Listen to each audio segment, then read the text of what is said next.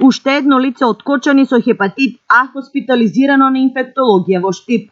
Со новиот, бројот на заболени е 22. Во време на епидемија треба превентивно да се влијае врз населението, бидејќи вирусот лесно и брзо се шири. Постојат неколку основни правила на кои граѓаните треба да обратат сериозно внимание.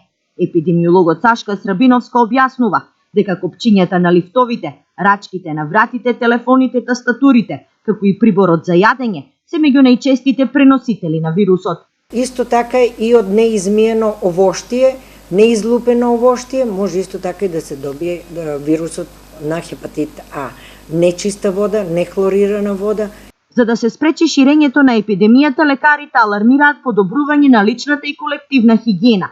Рацете треба темелно да се мијат минимум 20 секунди.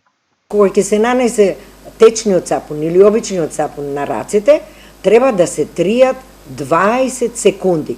Тоа е битно, значи механичкото чистење на самите раци.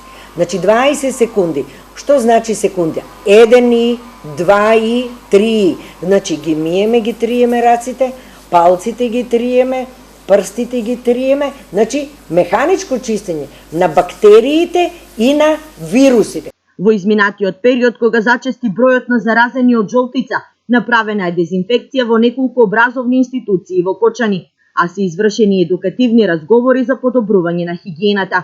Кочанските епидемиолози вчера посочија како еден од изворите од каде се шири жолтицата во нивниот град е нехигиената во едно кочанско мало.